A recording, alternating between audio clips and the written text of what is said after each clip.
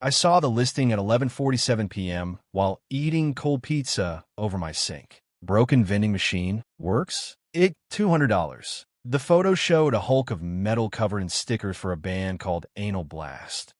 I didn't know if that was a real band or a prank, but I had $400 in my checking account and a three-legged chihuahua named Pico who needed surgery I couldn't afford. I was 29, working as a receptionist for a dentist who smelled like pickles and microwaved fish every Tuesday. My apartment was a studio above a laundromat where the dryers shook my bed so hard that pictures fell off the wall, and my landlord, Mrs. Chun, left coupons for frozen dumplings under my door every Lunar New Year. I borrowed her screwdriver. I scraped the stickers off with a razor blade while Pico watched me with his one good eye. I had never fixed anything in my life. I watched a 47-minute YouTube tutorial by a guy with a thick mustache who said compressor failure is usually just a bad relay.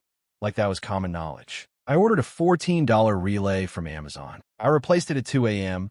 The screws so tight, I thought my thumb would break. The machine beeped. The lights flickered. I loaded it with chips and protein bars from a wholesale store where the cashier called me sugar and never asked why I bought 40 boxes of Doritos. I dragged the machine into the back of a rented U-Haul, strapped it to the wall with ratchet straps I didn't know how to use, and placed it outside a laundromat on 7th Street.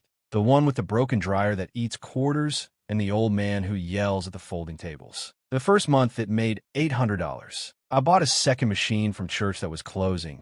It dispensed soda and had a cross painted on the side that I never bothered to paint over. I fixed that one too. Then a third from a car wash that went out of business. Then a fourth from a guy who said his wife just wanted it gone. I learned to rewire coin mechanisms from a forum where everyone used usernames like Vending Viking and Snack Lord. I learned to replace compressors with parts from a junkyard where the owner, a man named Earl missing 2 fingers, sold me used motors for $20 each. I built a route. Sundays became my day.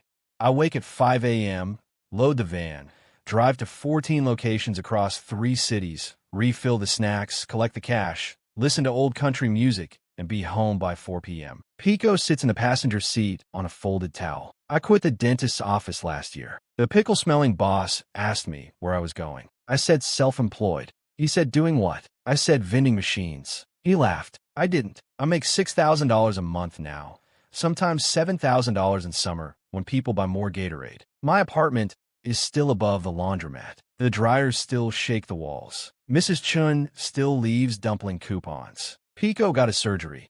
He runs on 3 legs just fine. I am not a normal person.